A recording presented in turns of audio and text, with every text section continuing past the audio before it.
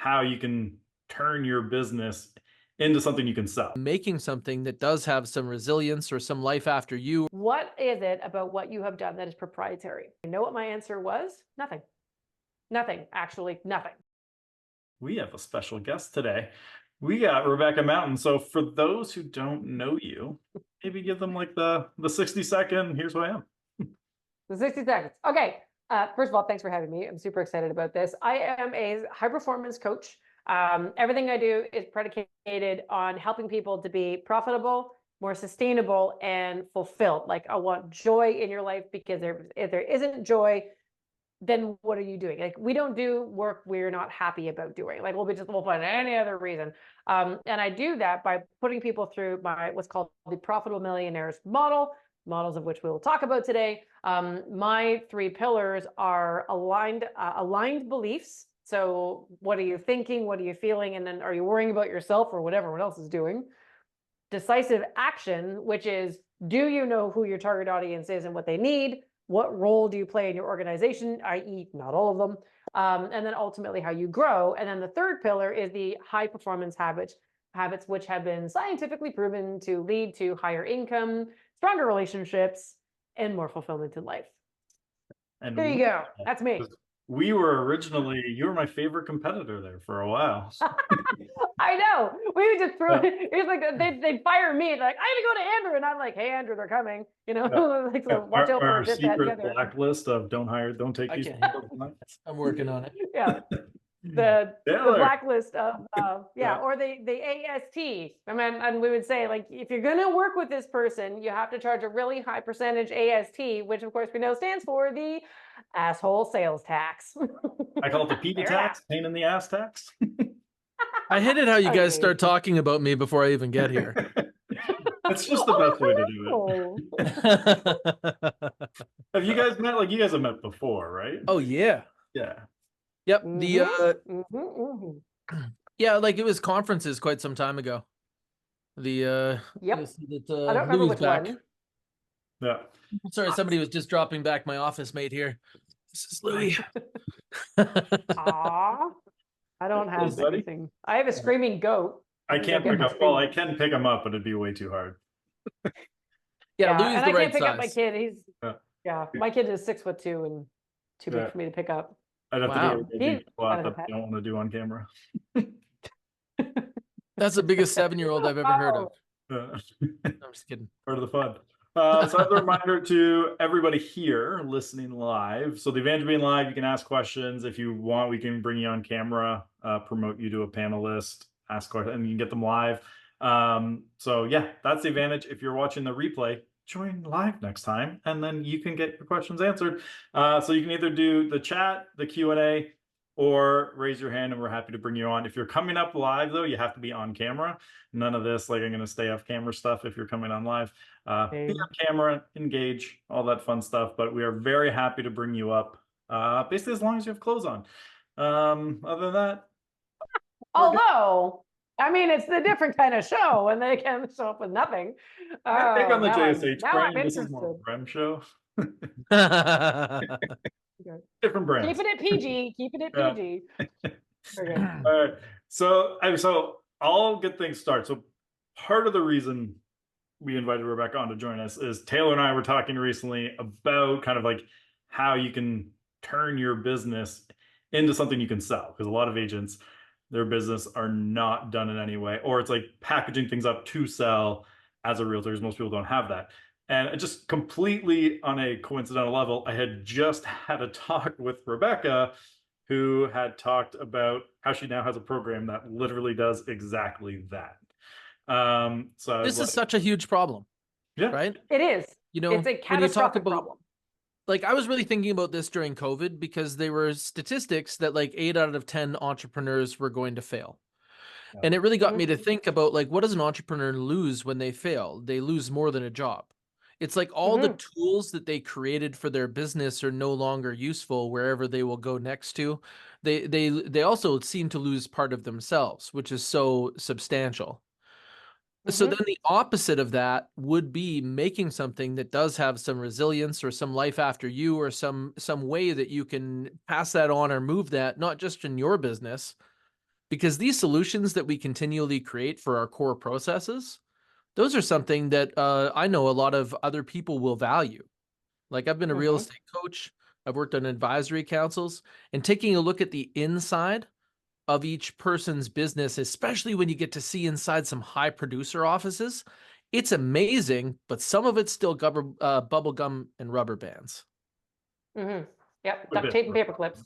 So how did this come to your attention? Like, why this? Like, traditionally, when I would talk to you, we had talked about things related to marketing, but it sounds like you got to know some deeper things about your clients. I do. I've been working with real estate agents for almost 15 years now. So my early days was realtors in the social media world, which is how Andrew and I hung out together and, threw clients back and forth. And then I moved into high performance coaching. I wanted to get beyond marketing because my clients weren't doing work that they should be doing. And even though I was building wonderful lead gen systems, they weren't calling, and I wanted to understand why. However, one of the things that I observed over and over and over and over again was when a realtor is ready to retire, their business is worth nothing. And it's awful to say, like, well, no, I've got a database. And I'm like, but the value of the database is your relationship. So you give that to like me. And I mean, you hope to God I do a good job, but that's a lot of hope. And hope is not a strategy. I've seen a lot of people burned by that too, right? Where a young person will be buying a book of business and will think, oh, these people will now refer to me as their agent. That's not true. No.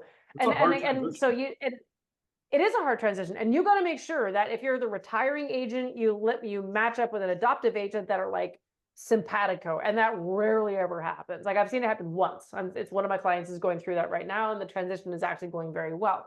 But they'd worked in like the same small office in a small town for like 15 years. So there's a lot of simpatico already there, but most often it doesn't happen. But actually it was an experience that I had with Andrew 5 years ago that I really thought back to it and going, that's why it bugs me personally so much. So I ran a social media marketing agency, and after 8 years, I'm like, I'm done. I don't want to do this anymore. Red ocean. I started in 2010 when everyone's like, well, let's just say I started teaching Facebook when I'd never actually used it before, but nobody knew that because I had to know more than them, and it was good. Eventually, I learned more and became an expert and tra-la-la, built my agency, but I wanted out. Now, I had an offer for my business for $800,000. And we had the paperwork drawn up. She was a lady in Toronto. No, Andrew didn't. He did not offer me $800,000. He got the good end of that stick. Anyway, but I'll get to that in a second. So this woman, really great, drew up the paperwork. We were ready to sign. And she's like, this one thing that's really bothering me, we really have to get over this because it's a deal breaker. She says, what is it about what you have done that is proprietary? And you know what my answer was? Nothing. Nothing, actually, nothing. I had some campaigns and I had some sequences and I had a couple of different things, but I hadn't actually captured what I bring into this company and what made it so unique and cool and different, and the way that I built strategies and the way that I ran my team. And I hadn't captured that. And so I literally walked away from almost $1 million because I did not go through the process of creating something that truly communicated what was unique and different about me. So that was about a year later. I had already decided, okay, well, I'm screwed. But I really, really don't want to do this anymore. So I'm like, tap, Andrew, how would you like me to hand you our social media business? Oh, you said yes? Great. I'm going with yes forever. Poof, have it. And I just handed it over. And he took over my clients like a realtor would hand over their database. And it made me feel sad. It made me feel like a failure. I mean, it was a good business. It was a good business. And I got nothing for it. So the memories of that were kind of percolating with me as I was growing my coaching business. And then I decided that I did one-on-one coaching primarily, and that is not scalable. Also, if I look down the road 10 years and I don't want to do this anymore, I have nothing to sell because I can't sell me because I haven't captured me. And then I'm like, I should really do that.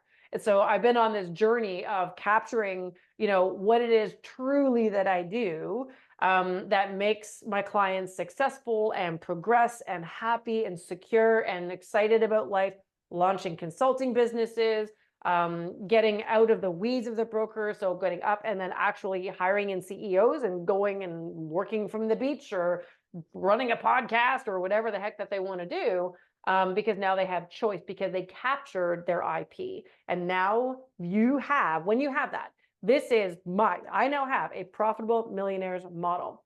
It is mine. It is my way of doing business. It is my thoughts. It is my research. It is my strategy. It's my weird, all sort of captured into this beautiful model that I use to give to my team. Hey team, here's how to think and act like me. Because I think and act like my model. They're always little triangles. You see me do this a lot, right? Because it's always a triangular model. And so my team now knows aligned beliefs, decisive actions, high performance habits. That's how I think. So whatever they do is encapsulated in that model. So they behave with aligned beliefs, decisive action, and high performance habits. Down the road, when I'm ready to sell my coaching business, you get to pick up a business that is not reliant on me. I don't have to stay with it. I mean, I can if I want to, but I'm not the reason it succeeds. The business succeeds because of the model. So Andrew, 10 years from now, can be like, I think I'd like to buy a coaching business. I can then walk back to it and I'm like, well, I'm not handing you this one. You got to pay for this one, right? But I can tell him, no, I'm not handing you this one. I'm not repeating that one. Oh, we're done. Yeah, I know. Oh, no. Yeah, forget it. Deal out. Just a funny aside on that. Just last week, one of the people you passed over to me that didn't make the transition reached back out to get started. What was that 6 years? You're welcome. Yes, it was 20. It depends. Because the pandemic really stabbed the agency in the eyeball. Because the first person you fire is your marketer, and I'm like, fine, yes. So there was a couple that were left over that I finally handed over to you. Yeah, I'm not surprised. I mean, that's what they do, though, Andrew, isn't it? Yeah. They leave. They miss us. They come back. Yeah. Well, it was like when you had also outsourced some of the work to our agency. This is one of my favorite stretches. Is like I'd have people fire me, then go to you, and I was still the one sometimes doing the ads, and then they'd fire you and go to me, and I was still doing the ads. Great. They didn't know that. I'm like, well, I actually pay them to do your ads, so we had a good time. We did. Oh, fuck, we still have a good time. Oops, I don't know. See, this subject matter hit me in a weird way too. Like you went through, obviously you wanted to do something else. And so making that change and feeling unprepared, that's kind of how I felt as well. Like once I got into real estate and started doing well, I ended up being an investor and advisor into a med tech company. And this med tech company got a lot of attention on the startup side. So understanding things like intellectual property, that's like not what most businesses have. So what you're talking about is having a method of operation, right? And then what some companies have is intellectual property. That means that they have patents registered on proprietary space so that nobody else can do this. Now, the majority of businesses in the marketplace don't own any patents. Like there's a whole bunch of people that have made their entire career owning dry cleaners, and those dry cleaners do nothing unique as compared to anything else. But what you're talking about is capturing the essence of a business so it feels like, it vibes like. Like it's weird because all of us could imagine a hotel built by Nike, but nobody could imagine a shoe built by Hilton. And that's because like Nike does a better job of capturing their essence than Hilton does. Yep. And so the model is, it's kind of everything. It is, interestingly, everyone does something slightly different. Right. So even though and especially in real estate, it's very commoditized, right? So I call it building your authority model. You are an authority on something, right? And the way you do real estate, the way I do my coaching is going to be different from someone who has the exact same kind of education, but you're going to bring your own special flavor. And this is one of the challenges that real estate agents have. What is your unique selling proposition? I don't know. What's your differentiator? Black and white photography, boobs. I don't know, right? What else have you got? Don't joke. It's used. I mean, not by me. It uses alcohol. I use mine. Booze. There you go. Whatever we got. Yeah. So and it's been tricky and difficult. So I have a client of mine who is actually looking to assume a retiring realtor's database. And I'm like, before you can go and ask for it, you have to tell them the model by which you govern how you are a realtor. Because you need to be able to tell them, when you give me your database, the three most important things to me are building relationships, building and sustaining relationships, smooth processes, and a positive mindset. These are the three things that are a pillar of my real estate business. If you would like your clients to be taking care of someone for whom that is important, the result of which is your clients get decisive action, are proud of their results, and consistent responsiveness. If that's the result, the outcome you want your clients to have, then we can partner, and I will make sure that this is the consistent experience your clients have when we share the databases and we move forward. Okay, I want to Bam! talk that out a little bit. Go for it. Sorry. The when you're let's take a look at this from the perspective of wanting to buy a business and like having like a checklist on what would make the best business to buy, and then obviously people that were thinking about selling would want to build that. So like if you came across the ability to buy an agent's business, I think that the worst business to buy is somebody who doesn't have an organized database. And then after that, Among maybe the other things, next checkbox would be a database that they can prove that they were communicating with regularly and effectively. But like, what do you see as like from the ground up, kind of the check marks that you would want to see on businesses that you would advise people to buy? So, well, first of all, it's profitability. If you are a sinking ship, I'm like, bye-bye, right? Because usually when it comes like the baseline when you're looking at buying a business, it's 2 or 3 times earnings, right? 2 or 3 times whatever your profits are. And if you have no profits, your business is worth nothing. That's why for me, that's why I call my model the profitable millionaires model. Again, millionaire being $1 million, impact 1 million people, hit your max, whatever you want it to be. Because without profit, you don't have anything that you can really put forward and say, for this reason, I want you to buy me. I'm not going to buy anything that's not financially robust. So I would say, and it's shocking how few realtors have this, but a good solid P&L statement to know what P&L stands for. Very important, right? To have all your finances in place, but also to have your database. But it's also a segmented, I mean, I can go into this, a segmented database. What is your communication strategy? What is your referral process? Right? Because if I'm going to assume someone's database, what's your referral process? What are we going to do here? Are you like a, tight hold it, it's all from me? So a lot of it is attitude and mindset. Are you open to sharing or are you closed? Right? There's a book, terrible title, called The Golden Handoff. I hate that title. And it talks specifically about this, right? There's 3 different types of ways that a retiring realtor can hand over their business to another adopting realtor. They can be a consultant, so they're pretty involved, but not really. Delegate, so then they give most of the tasks to the realtor, and then there's hands off, have at it, which is they just disappear and they go to Florida, and they're like, that's probably the most whatever. common I see too. Like we get clients fairly regularly being like, "Hey, this agent's retiring. They're giving us their database. What should we do?" I was like, and Right. most of the time, like, all right, well, what's their involvement? How much are they willing to like help with the transition? Most of the time, like, oh no, they're not. They're just giving us like a CSV file, and I'm giving them 25. But I'm like, they don't know who you are. Like, can we send email? But how depressing for a bit? Right. Like But how something. depressing is it? You work in real estate for 20, 30, 40 years, and all you have is a CSV file. Yeah. Like, I didn't work that hard for this to be what I have. Like, gone. No, bucket, thank you. Right. So what I like to help people figure out is, so there's a financial stability of what it is that they're doing, but you have to be able to capture like what is truly amazing about what you do. Every way, like you may do like the same processes as every other realtor, guaranteed there's a flavor in there nobody else does. Totally. This is like the KFC thing, right? Like the herbs and spices. Right? Like they didn't invent it, but it's like proprietary in theirs. So bingo. And that's saying, your unique selling proposition. But so to recap, you're saying that like the first thing you're looking for is financial proof that this is actually something worthwhile to investigate further. So do you have organized profit and loss? Are you consistently or capable of making good money? And then after that, you're starting to say, okay, well, now can we see clearly why they choose you? and also how you deliver that.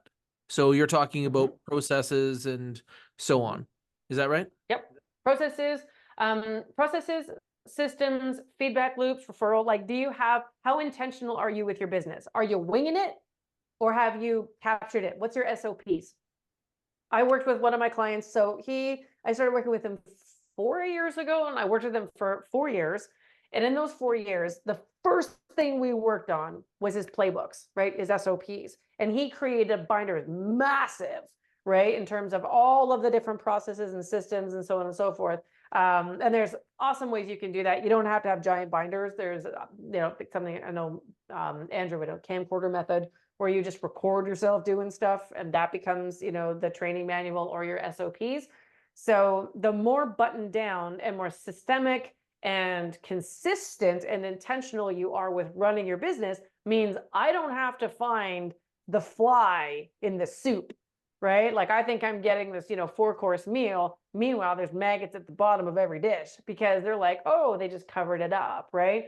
Like, you don't want that cover up. You want to know that someone's rock solid. Here's all my systems. So basically, if I build my business right, my model is sound, my SOPs are in place.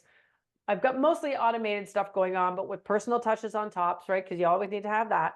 I should be able to be hit by a bus and you walk into my business and know exactly where to pick up, right? Because my CRM tells me, call these 5 people today. Go ahead. When I first started doing SOPs and all that stuff in my business, internally it was referred to as the Andrew gets hit by a bus plan.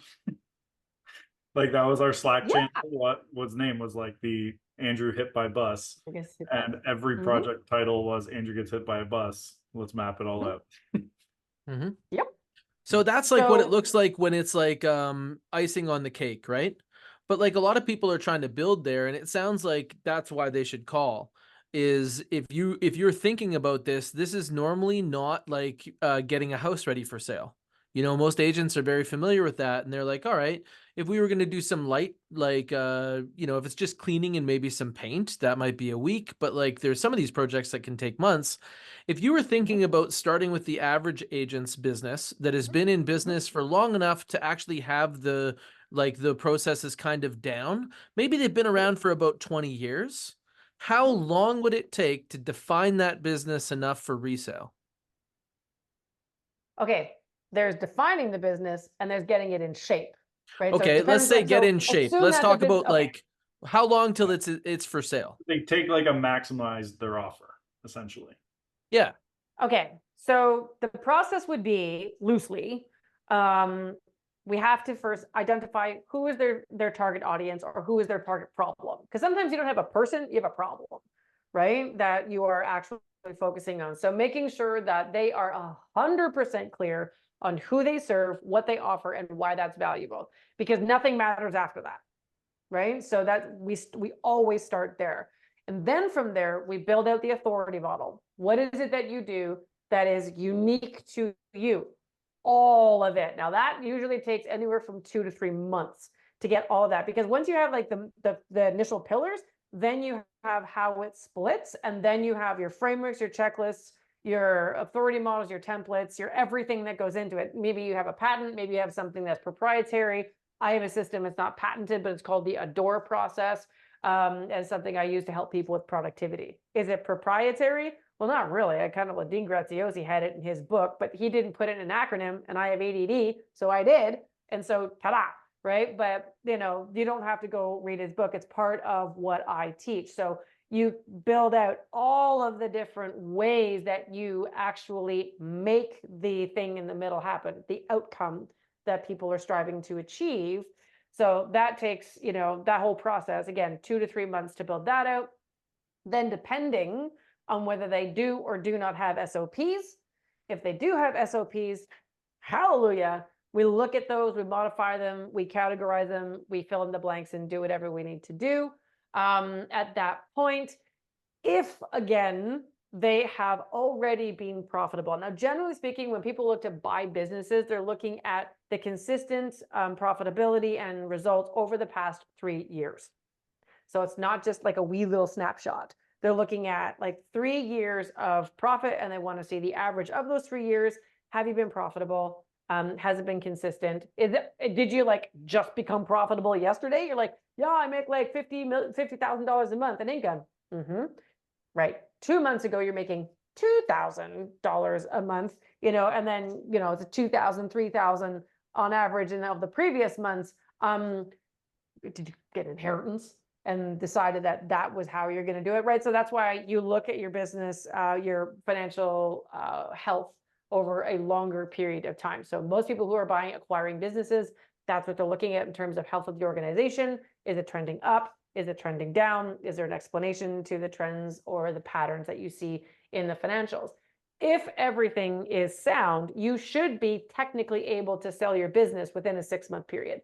But what I find, the people who work with me, the average agent, 70% of them have never seen a P&L statement. I would agree. So that's why I was looking at that. So this could be a long period of time. How it came up for me was the tech company that I was working with won NASA iTech twice and got an evaluation in the billions of dollars. And so in 2019, I was very likely about to leave real estate. And so I met with my business coach in 2000, I guess it would have been the beginning of 2019. And I said, like, hey, at the very outside, we have 18 months to do this. Tell me how I make the bar for sale. Like, I probably won't sell externally. I will probably sell internally, but I just need to make sure that I can pass the exam, because a lot of people don't understand the terms like EBITDA. They don't understand how they're about to be measured and judged. And that's something where you seem like you can add a lot of clarity. And why I was asking timeline is that there's some people that will find out in the next few months that they've got a health condition that's terminal. And then if you only have a few months to essentially sew up your business, it better be ready for icing. And most of them are not. So this should be something that you build in your prime, that you build when you're not thinking about selling, so that you can understand how to improve the value of your business. Absolutely. Well, and there's another side, sort of reason as to why doing this sooner rather than later is good. If you have, and this particular solution is only for a subset of, any business, right? So you have to be successful. You have to have proven that the way that you go about your business is actually generates amazing results. What you can also do is you can take your model and turn it into an educational asset. So big problem in real estate, market goes up and down like a pair of pants. If you have an educational asset, and I call it educational asset because there's like 17 different ways that you can build into that, you can smooth your income so that you have a base level of regular monthly recurring revenue, so that you can weather a lot of those ups and downs. So that can be, and I have launched all of consulting, right? So I helped a guy launch a $30,000 consulting program. And I believe he made, he started at, I think it's 35 now. We launched it at 25,000.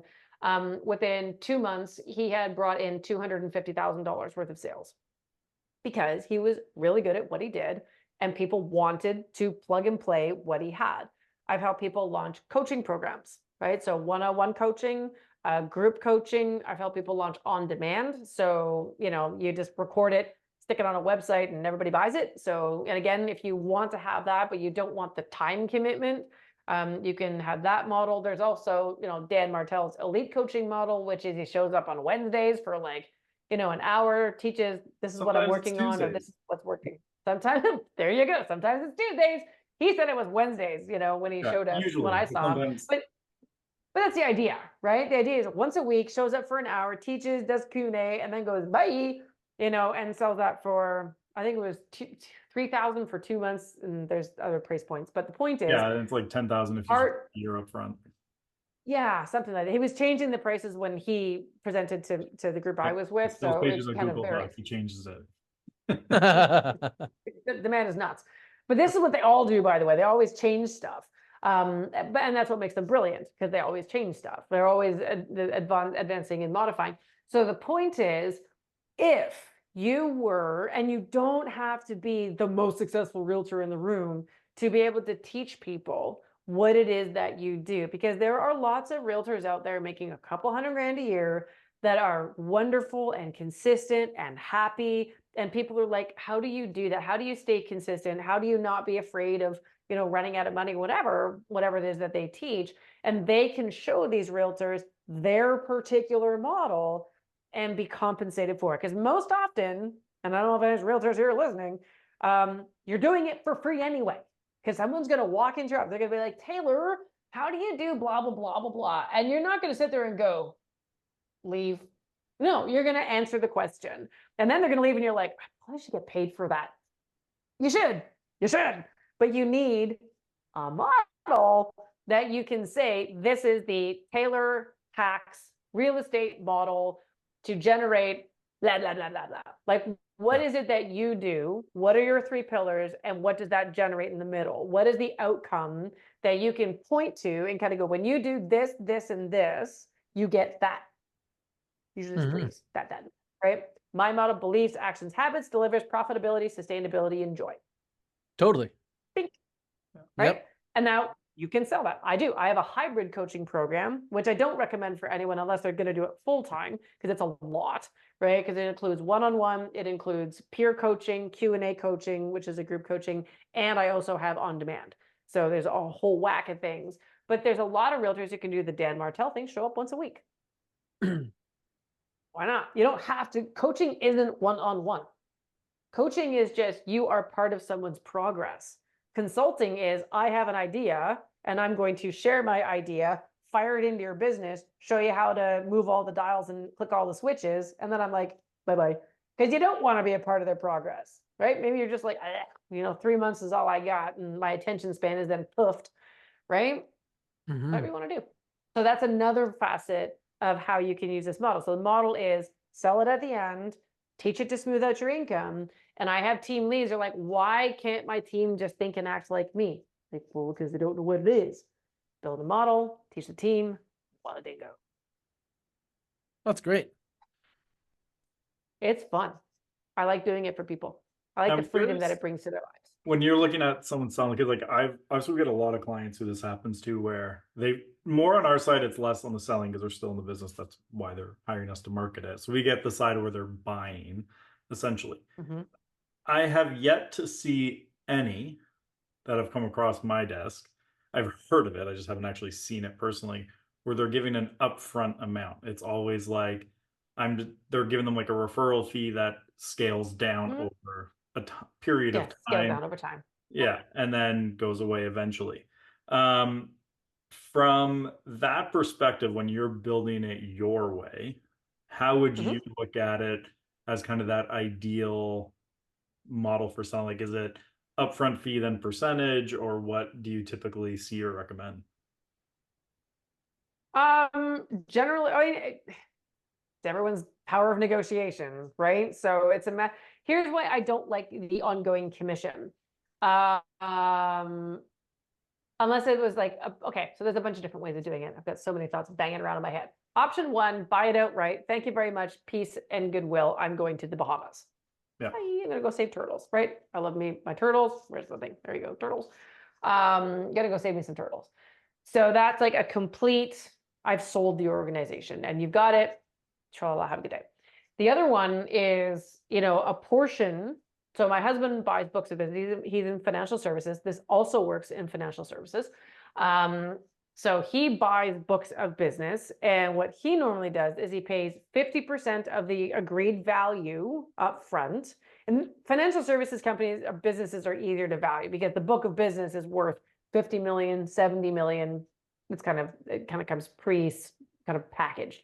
So, but what he does is he pays 50% or approximately that. And then the rest is paid out over time. So they get like an amount of money that they spread over time. Sometimes it's just a 5-year payment process, right? So over 5 years, you will pay the agreed upon amount, but you don't have to come up with all the cash at once.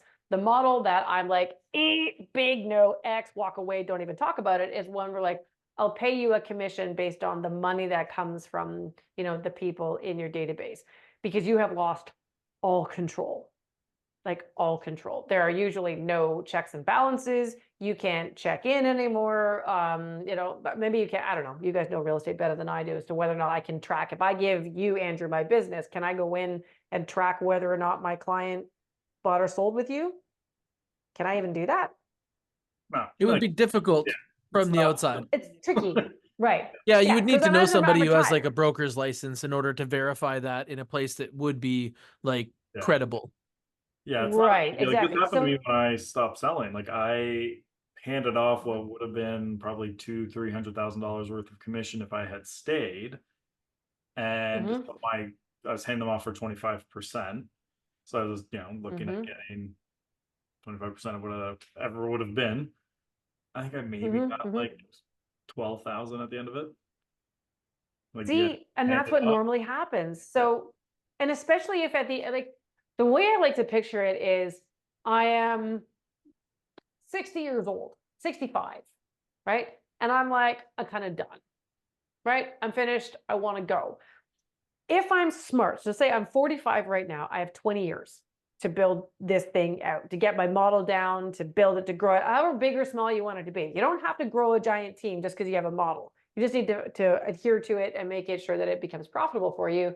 Because 20 years down the road, I'm going to have an idea of how much money I want my business to be worth. And my question is, what do I have to do to make sure that that happens? And if you give yourself, Taylor, like you were saying, like do this now. Don't wait until you're 60 to start doing this if you want to retire in 2 years. I mean, it can be done again if your business is pretty intentional, you're pretty solid, you've been keeping track of your finances and so on and so forth. Yes, most people haven't. So start now, build it out, and then have that number in mind. And as you're getting closer to that, seed into the marketplace for people who are willing to buy that. Because, yeah, a starting out realtor can get a database.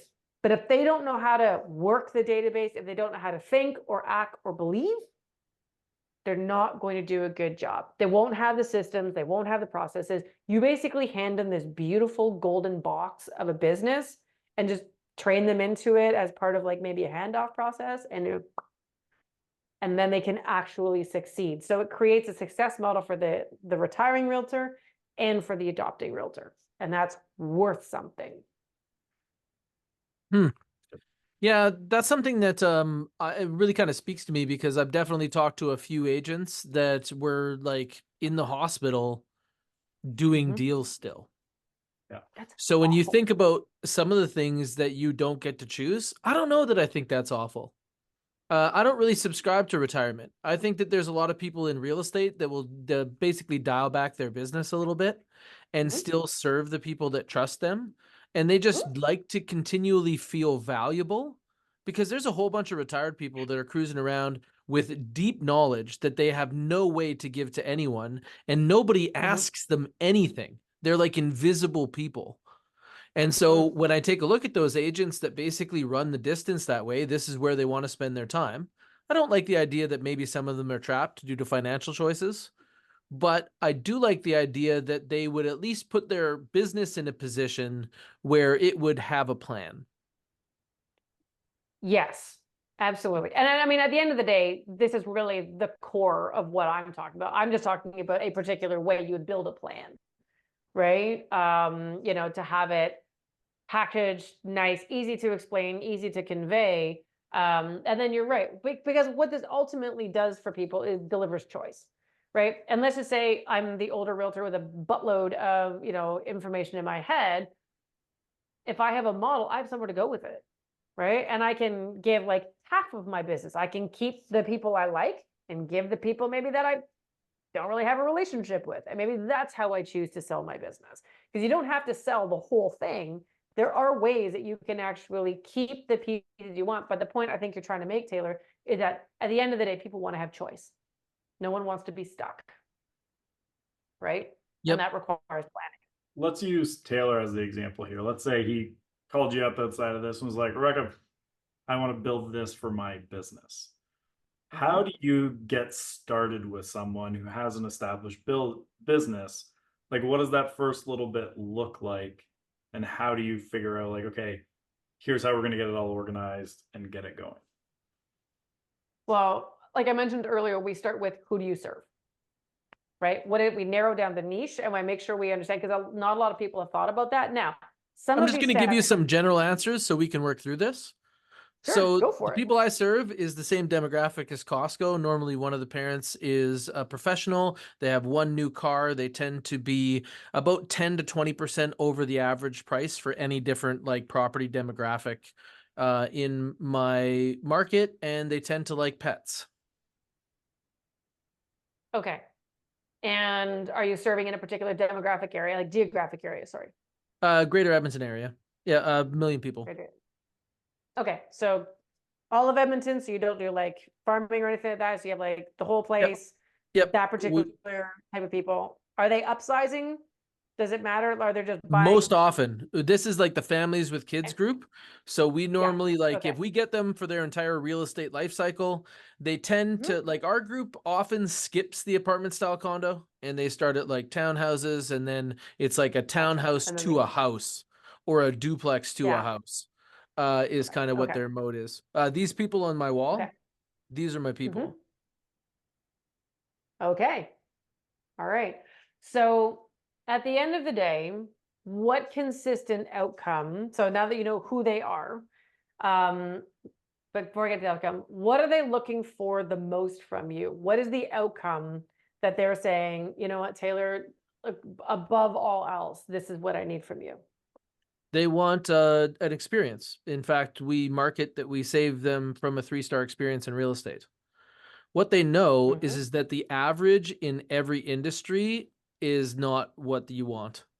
Like the average is a 3-star experience. And so what they're looking for is someone that they can trust to deliver those results. And as sellers, they want the most money in a reasonable amount of time. And as buyers, they want to help navigate that fear of either missing the one or paying too much. Okay, I'm making notes. Okay, so they want to trust that you're going to deliver results. They want money. They want a positive financial outcome, right? Buyers want to pay the least, sellers want to get the most, right? So that's kind of what they're looking for. But ultimately, a good financial outcome is what they want. Better than what they expected would be ideal, right? Yep. That's kind of like, you know, and then navigating. So that's like kind of like a mindset thing, right? Navigating the stress, the fear, you know, getting themselves all and that's really what all that kind of we thing. dig into is people will forget what you say and what you do, but never how you make them feel. Feel. Yep. And that's one thing that we feel as though we've been able to hit. And what would you say if they were going to describe to you, you make me feel, or working with you and looking back on the process makes me feel more certain during an experience of discomfort. Okay. But it's certainty they're looking for. They're looking for certainty and guidance. I think those would be the two things. They felt like they basically had someone they could rely on that was credible, knew the answers.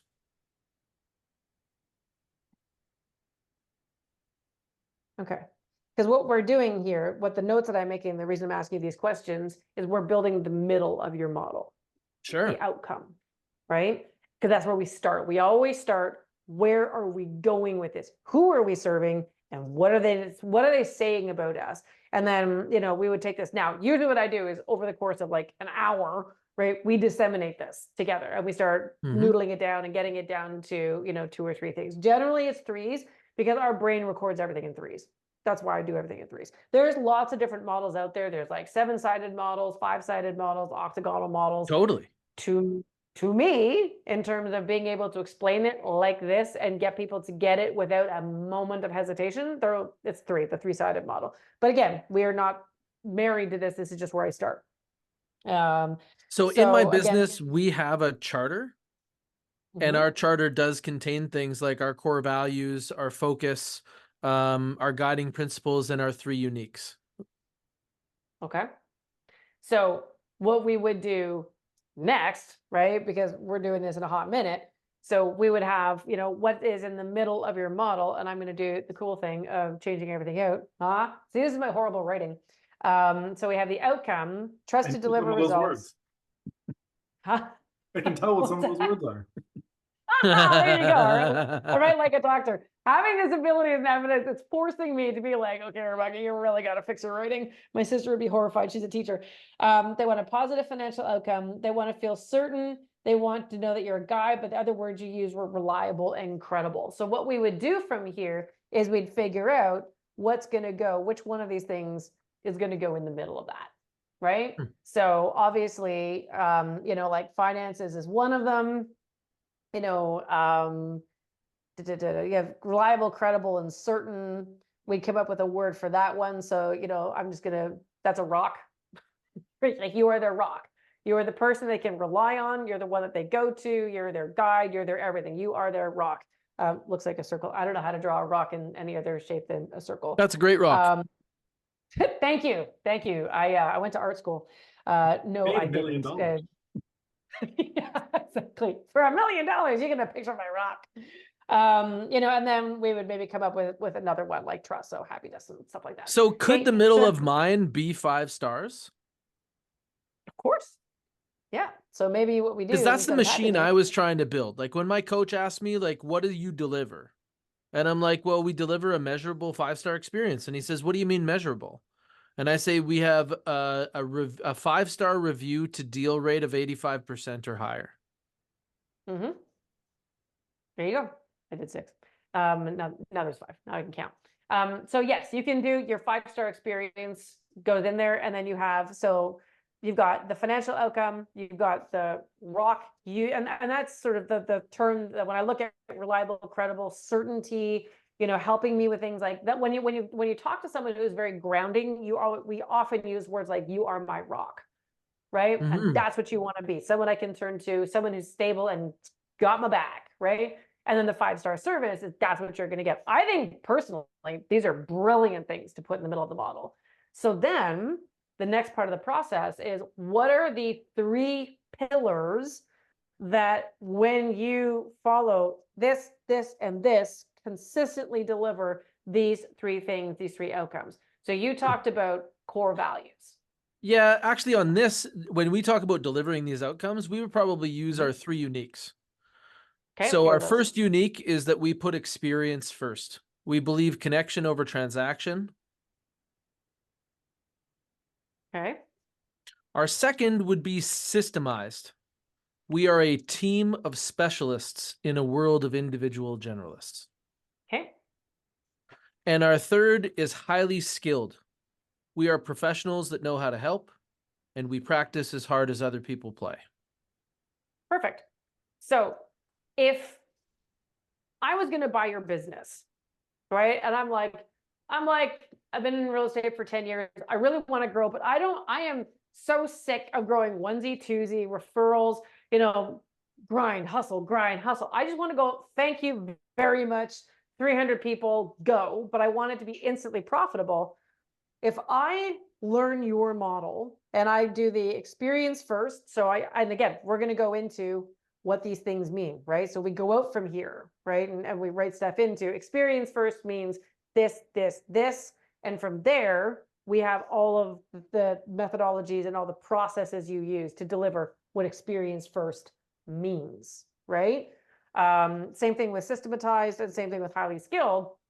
As long as these are the things, and you show me what those things mean, you're going to tell me what experience for systemized and highly skilled means. So I know exactly how to act and think and believe like you and deliver the exact same service to your clients. All I got to do is grab out your SOPs, look at your systems, get into your brain and how you think and you act. And I am now Taylor Hack. Thank you very much. And all your clients are like, oh my God, you remind me so much of Taylor. And you're like, oh, I wonder why. Ta-da! Right? Like that's how this thing works, right? So, and if so if you're able to achieve this while you're inside your business, you get to no longer be a pillar of your business. So I went for 3 years without selling a single house. I know for fact that my teammates can deliver the client experience that we promise to clients and achieve that 85% 5-star review rate.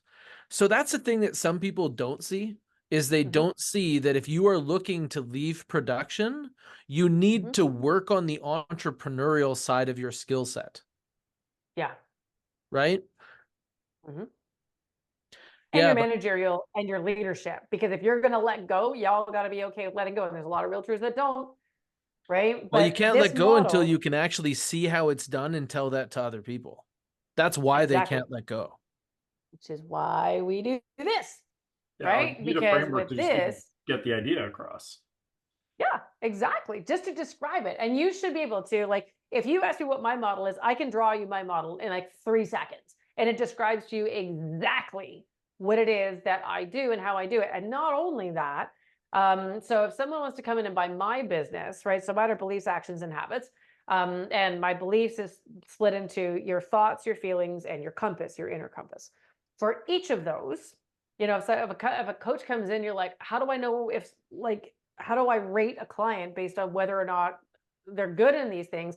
I have assessments for every single one of these things. So my clients come in and I have an on-ramping call in just over an hour. I'm going to look at his results on, it's a certain assessment, a style that I do, and I will know exactly where he is strong, but where he is weak and what we need to work on. And then I don't have to guess. Like I can never have met them before in my entire life. Right? The gentleman I'm bringing on is a commercial real estate agent who has multiple businesses, and we're going to create this, but we will have one model for everything that he does, because how you do one thing should be how you do everything. And we Totally. adapt it to all the businesses because he wants to be able to look down. I don't even know if he's 30, right? And he's doing this stuff because he has that long range vision for himself of being able to get out of it. So this is how, if you, Taylor, wanted to be like, I don't want to be the asset. Because if you are the asset of your business, you have nothing to sell. Thank you very much. Goodbye. Right. And that's the problem I ran into. That's why Andrew got my business, because I was the asset. Right. I was also the ass, but whatever. And I promised myself I would never make that mistake again. So in building out these models for myself, I realized just how important it is in real estate in particular to be able to share this process with as many people as I possibly can, so that they can develop a model that they feel, okay, like now I have something that's of value. Is it going to take work to turn it into a sellable asset? Yes. But if you can start here and then, build out, okay, figure out where all the other holes are in your business, then you're doing way better. I totally agree. Like working on this in my own business, some of the milestones that you hit, it makes it easier to be a better manager. You learn better skills about tracking, but that's really the key element. I started looking for different tools, and you find them in books. Like you were mentioning some great books. I like the book Traction. I run on the EOS model. Yeah, Yep. And that means that someone else that reads that would kind of get the vibe of what I'm trying to shoot. When I take a look at my financials, I run them on the profit first model. So now you can clearly see like how my business generates money, right? But then there's other things that you make inside of your business. Like one of the things that my teammates keep suggesting is, what would our business look like if we sold our remarkable selling experience or our remarkable buying experience to agents in other marketplaces? Like you're talking about an experience that even rookies can run. Like Jane, she's only been with us 12 months. She's done 45 transactions in the last 12 months as a brand new realtor. When we take a look at some of the results that we've had, this is a system that works and does deliver those 5-star reviews. So would this be open to that? Like, can you sell just like a part of your business? Yeah. Oh, absolutely. Right. You can take any piece of your puzzle, like any piece of these things that you have. If you want to take just that piece or the skilled piece or the systemized piece, you can sell them, one at a time. You can sell them, piecemeal. What you can also do, which I would do if I were you, is start selling the pieces, but have that big plan that you're going to pull together like a full curriculum and then sell the curriculum. Right. Yeah. So, that way eventually, because a lot of people are like, oh, it's so hard to come up with an education. You got to do all the recording, and then they just don't do it. Well, then do it over time. Do it like little bits and pieces every single time you do something. When I started my social media agency back in 2010, I didn't know how to use Facebook, but I was a starving mom. I just left a cult. I'd lost my job, got a divorce. It was a bit of a rough go. Didn't know how to do anything. Didn't even know how to go to the movies or buy concert tickets. No clue whatsoever.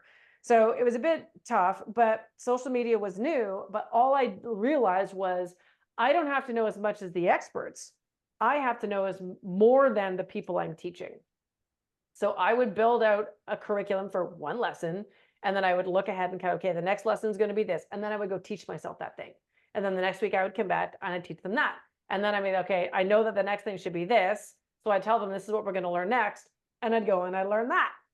And over time, I built up a curriculum to the point where then I became an expert at what I was doing, and could run an agency. So, you can take these in little bits and pieces. So that you make it manageable. Because a lot of realtors, when they're trying to build these things out, get really stuck, especially when it comes to education, because they really, really want to. So I helped a guy go from 0 to taking his model onto a stage in 3 weeks. Like, he didn't have a model. And he's like, I need a model and I need a speech. I need a signature talk. And I'm like, Jesus, like, thanks for giving me like a minute to come up with all of this stuff. Did great, standing ovation, and now has hit a giant wall, smack, because now he has all these people that want to coach with him. We haven't developed that yet. I just said, get a wait list. We will get there, but just get a wait list and we'll build the coaching program.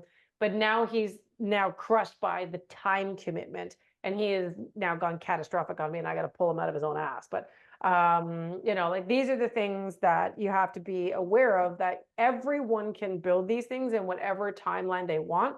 Like, if you say, Rebecca, I've got like 90% of this, I need 10% and I can sell tomorrow. Sweet. You can probably do that in a month.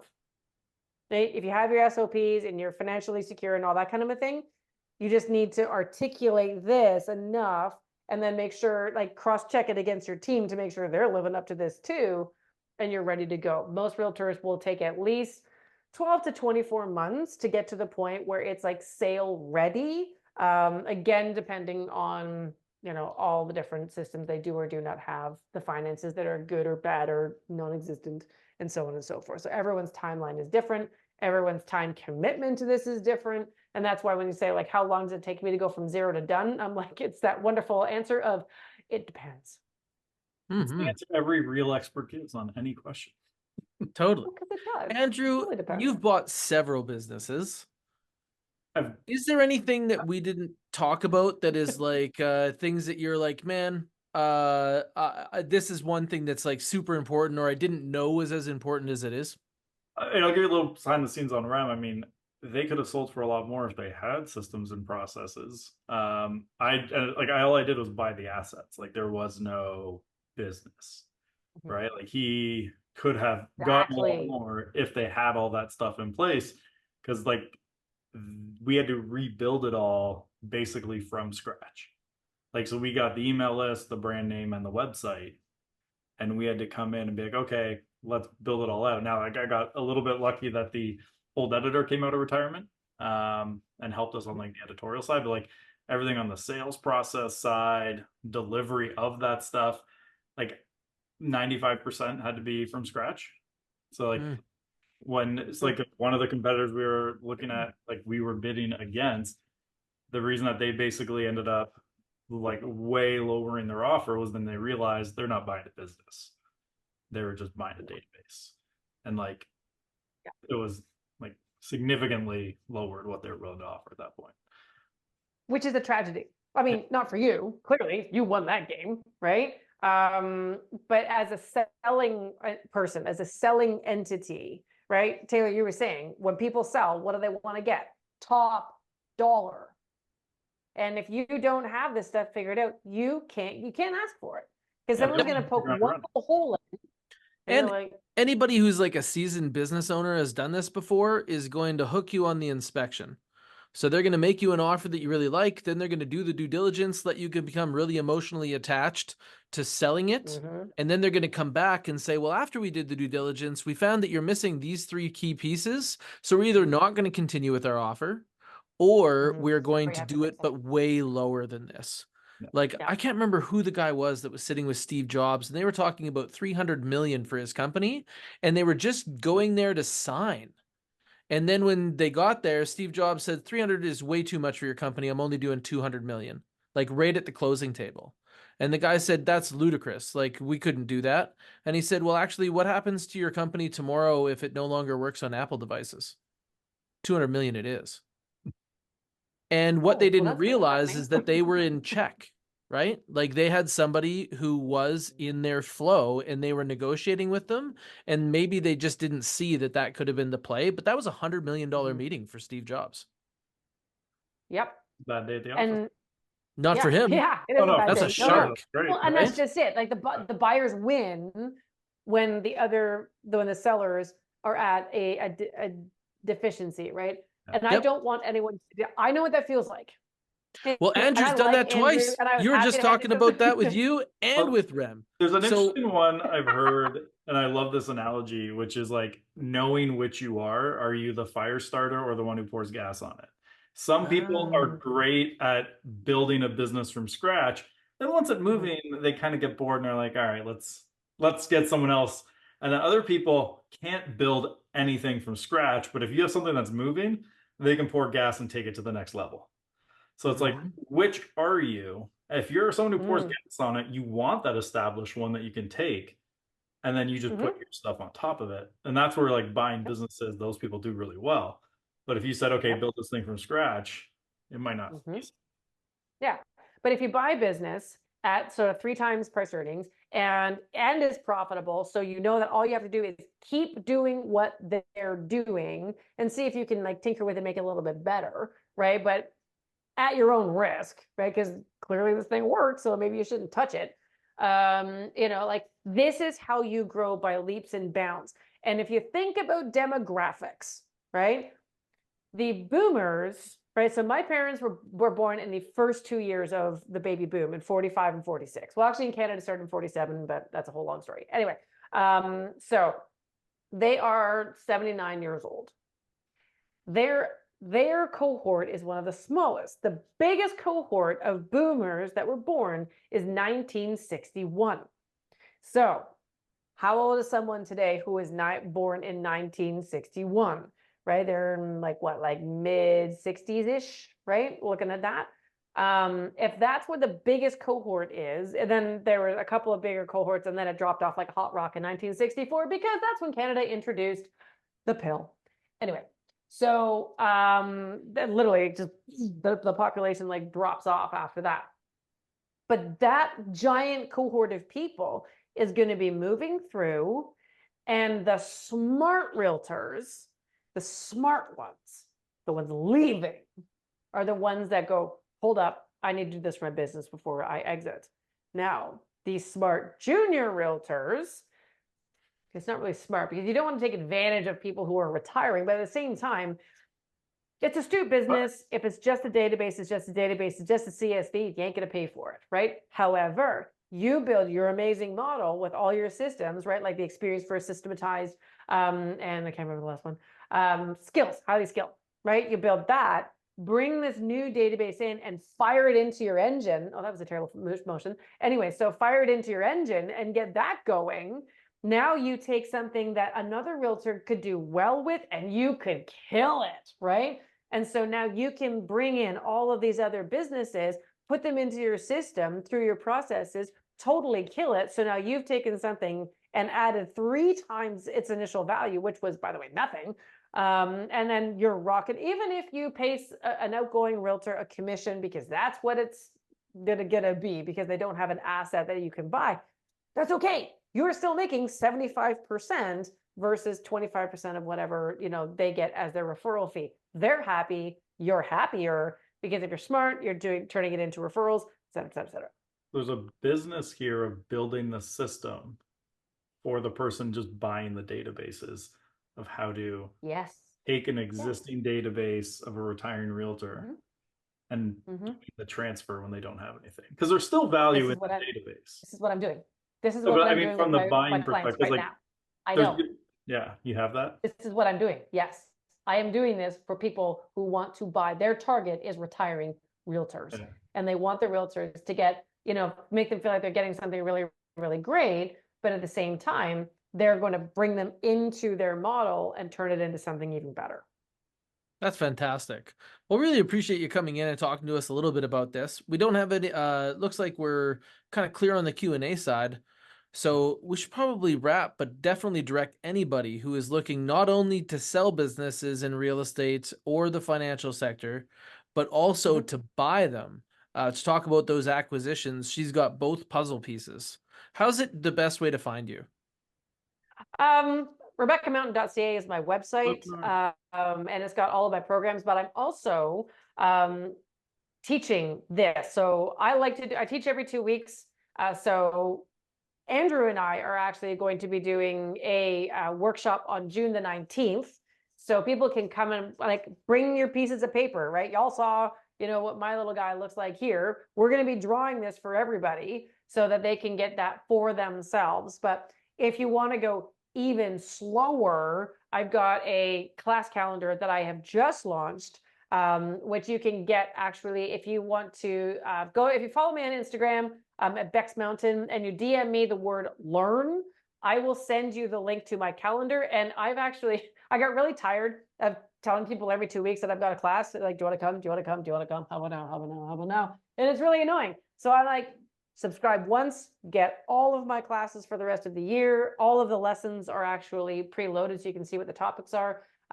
So there's also that opportunity. So just follow me on Instagram, DM me the word learn, or you can go to my website and you can check me out there. No.